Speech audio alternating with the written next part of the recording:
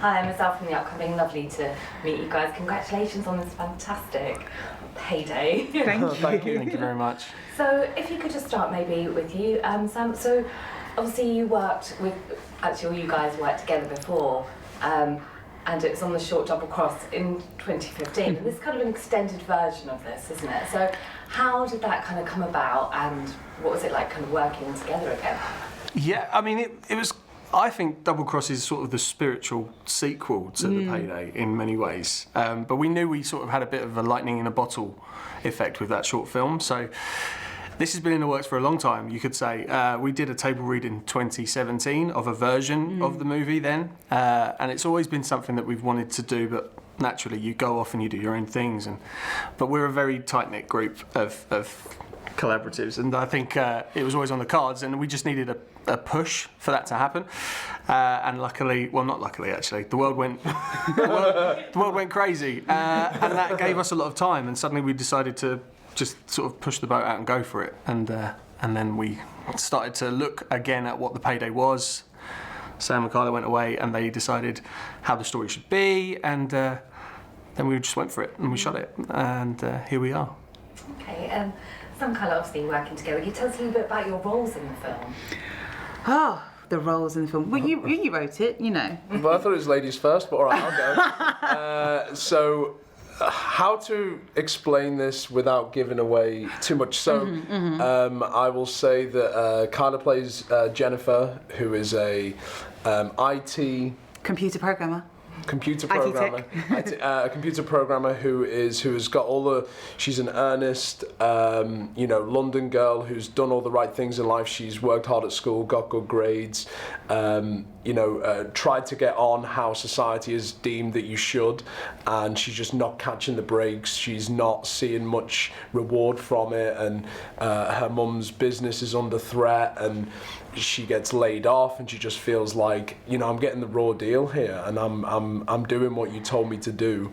And then so one day she gets an offer to do something way more dangerous than she's ever done before, and she weighs it up, and she thinks, oh, you know what, well, if you keep doing the same thing, you're going to get the same thing back, so why not change it up? But then while she decides to go on this dangerous mission, a mysterious man enters the fray, who may or may not be hostile or friendly, and Jennifer has to navigate this unexpected being. Yeah. Obviously you screen wrote it as well together, but what was it like, sort of, you've got quite a lot of scenes, there's some budding romance that kind of filter through the film, it's quite a lot of action based. Did you get a choreographer in to help with those kind of scenes as well? Yeah, we had a fantastic stunt coordinator called Anna, and she got it because when we were first talking with her about coming onto the film, she wanted to understand, what happens and where. And the fight scene happens in a lift, which you would think is like pulling your hair out, a nightmare for an action coordinator, but Anna was up for the challenge, and I think because it's such a unique space for that to happen, and we've seen some great action pieces in elevators, she really rose to it and understood it, but it was more about communication and understanding what we wanted to do, what was safe as well, and obviously a gun is handled in the movie, so we made sure that when it was on set, the armourer was there to make sure that it was clearly, in that person's care. It was never handed over to Kyla until she was ready, and Kyla was very prudent about it. She was like, please don't make me point this at that person just yet. Can you do it first? And, so Sam stood there and took some blank shots to make sure that it was all safe. So it could have gone wrong, but it didn't. We was in safe hands, so it was all about making sure that everybody was happy and comfortable, and we didn't want to kid ourselves and think we could walk into this movie and do a John Wick fight scene. Yeah. We know what we're capable of, and we know what we. With a higher budget, we could. Yeah, of course. But just want to make that's that not clear. what. That's. I mean, in a lot of ways as well, that's not what this movie's about. The characters aren't fully rehearsed combat. Yeah. Ready.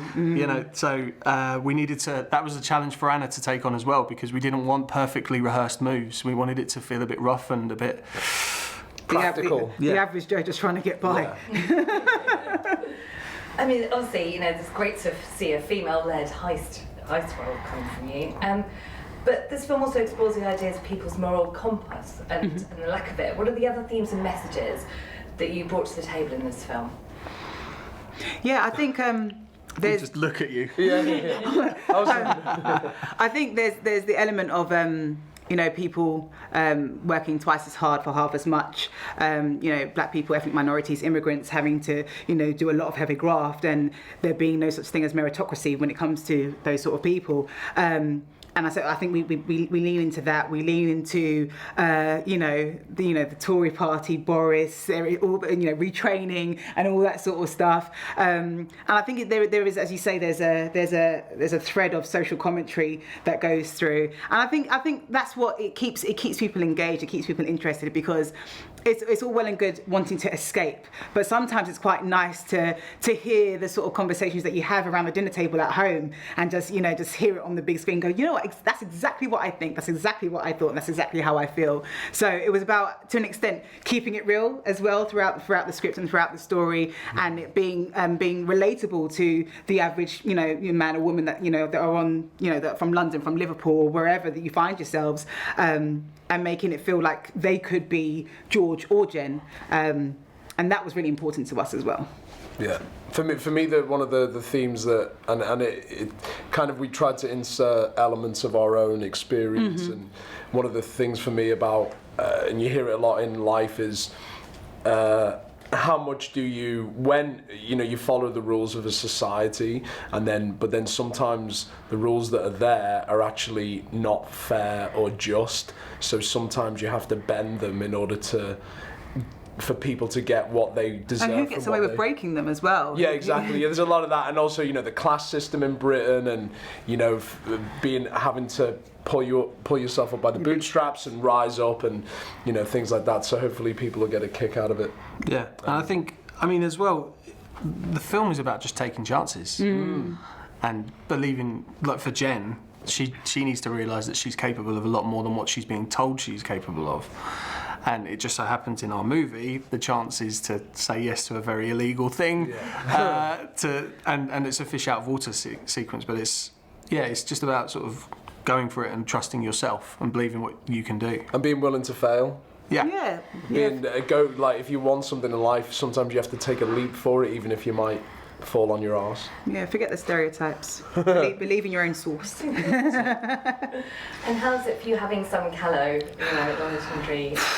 Scary. On board? Simon's a lovely man. He is. He's so generous, Sweet. I think, as well. He's been doing this a lot longer than any of us, and he's such a pro in that. When he read it, he said immediately, "Oh, this is quite sassy. I like this," which is what you want to hear. And he's such a busy person that when he read it, suddenly his schedule was up for debate, and that was really great for us because we knew that we had something that he would be interested in doing. So when he came aboard, it was quite empowering. It was like, okay, this is great. This isn't just for ourselves now. This is for Simon, and this is for everybody else. But he was fantastic to work with. Oh yes, most definitely. It's an actual honour to work opposite, such a screen icon such as he. And it was a moment. I think for any for any actor or a British actor who's you've got a legend right in front of you, and it's just like it's just a one-on-one scene, and it's just. Like you either rise to it or you kind of completely just go, oh my god, and whatever.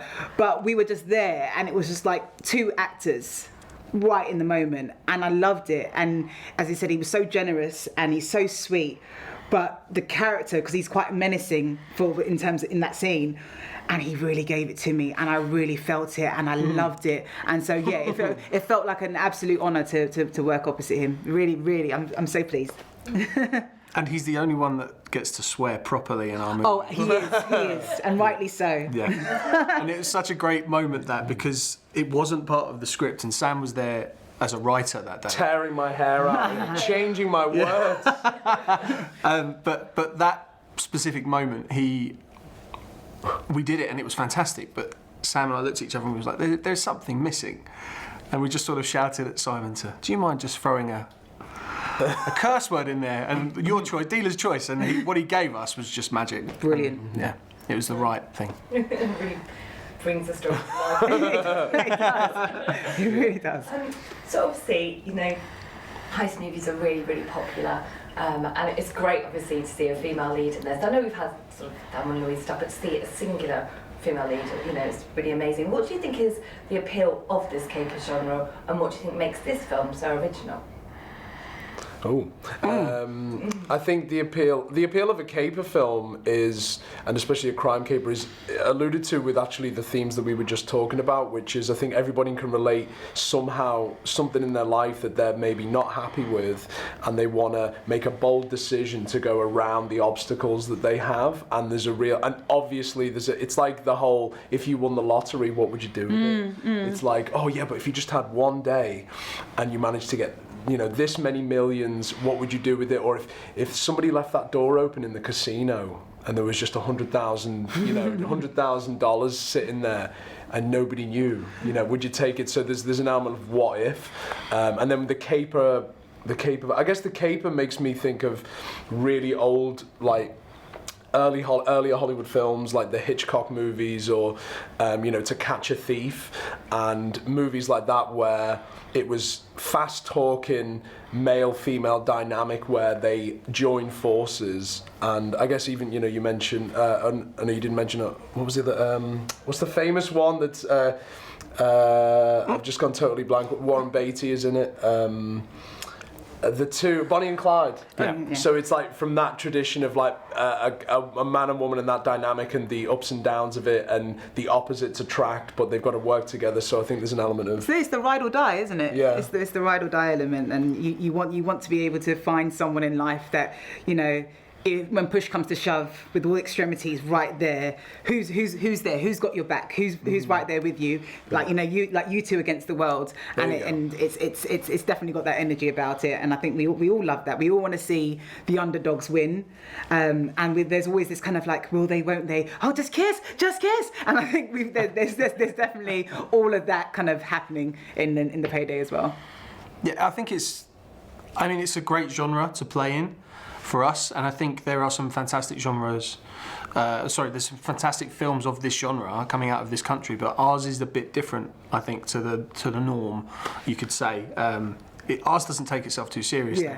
Yeah. Ours is a fun movie, I think, and I think people feel that way when they watch it. And it's seeing people that you're not used to seeing in those situations. You know, we haven't got a stereotypical East End hard man, bald-headed guy, you know, running into a bank and taking everything. Woman instead. Oh, yeah.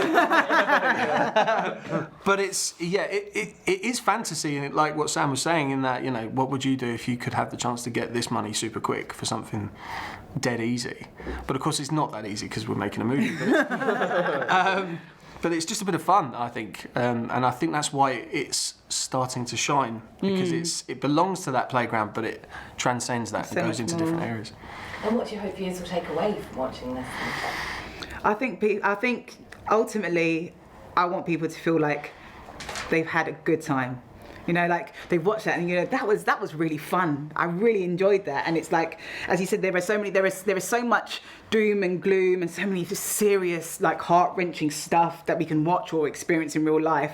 So sometimes it's just nice to just see yourselves reflected in something, and you go on this kind of mad journey and this great kind of ride, and you come out of thinking like, whew, well, that was fun. Now, you know, KFC? I don't know. Do you know what I mean? Yeah, just have a really good time. Never trust someone that says, I'm John Smith. Oh, yeah.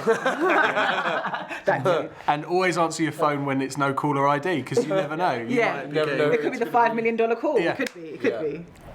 Yeah. I think for me it's that I just want people to, especially because it's coming out on digital VOD, is I see it as a film where, whether it be with your significant other, your boyfriend, girlfriend, partner, wife, husband, whoever, or one of your best mates, and you're in there and you're like, oh, you know, we should watch something. Or even mum and dad as well. Mum and dad, and or even if you're on your own and you just fancy an escape in the evening and you want to do the just have a chilled night and get the popcorn going in the microwave. Netflix and chill film. Yeah, so I think and if you get something out of it, if you get an escape from from it.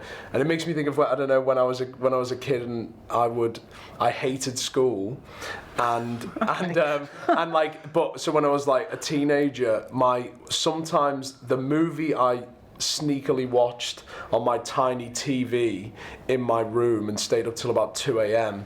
That was what got me through the next day, because I was like, you know, thinking about that moment, or replaying that cool bit, or remember when, you know, Tom Cruise did that thing, that was for, you know, or like maybe I could be like that, or maybe I should take that risk, or, you know. So I think if people could be inspired. Yeah, be inspired. Be inspired. Yeah, it's definitely amazing escapism, and it's really light-hearted and fun, and yeah, it's got everything, all the great elements of a great film. So thank you so much for speaking to me Really today. appreciate you. Thank you. I really enjoyed it, and good luck with it. Thank you so much. Thank you. Thank you, Thanks very Ezelle. much.